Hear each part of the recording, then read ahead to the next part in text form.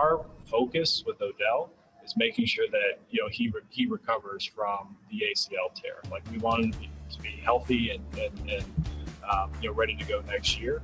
But we're pleased with him. You always, it's a lot of outside noise about, it's almost kind of feels like a year-to-year thing with Odell.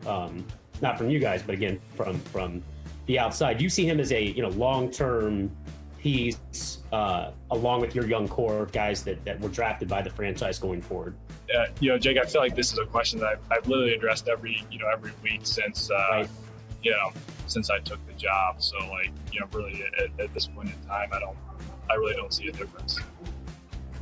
Look, I don't buy that, and I don't like that. And let me just say, and I don't want to be critical of people who do the job, because you have to have a relationship with the people you cover. But when they tiptoe into these questions, they create the opening for the non-answer. You heard the way the question was set up. Oh, this is a lot of stuff from the outside. No, it's reality. Odell Beckham Jr. has a torn ACL. He's moving deeper into his contract. What does this say about his future with the team? That's a fair question. It should be asked directly. And when you tiptoe around it on the way in, you set the stage for a non-answer, Chris. Well, yeah, especially when you do that. And but to Andrew Berry's point there, I've already seen him answer the question a number of times over the last few weeks. So it is a fair question, but he said it. Nothing has changed in the meantime, and nor is it going to change in the meantime.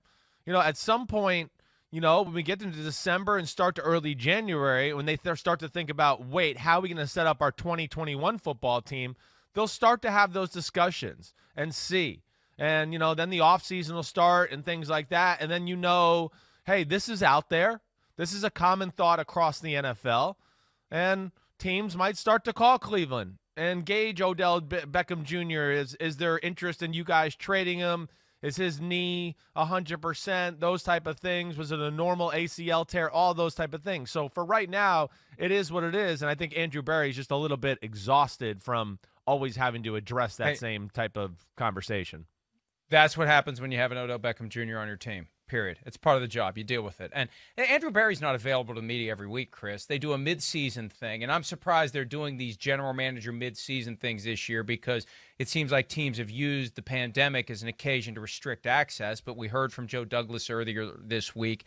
We heard from Andrew Berry that this is the time of year where some teams will trot out the GM for a mid-season conversation with the media.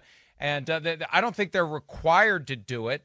But you know what? Why not go ahead and do it, especially if you're going to be asked a bunch of softball tiptoe questions where you can just not answer. I feel like this is a question I've addressed every week since I took the job, doesn't answer the question about his future. And, hey, look, it's free country. He can give that answer if he wants, and we can react to it if we want. Hi, I'm Mike Tirico, and thanks for watching. Make sure to hit subscribe for the latest news and highlights from NBC Sports.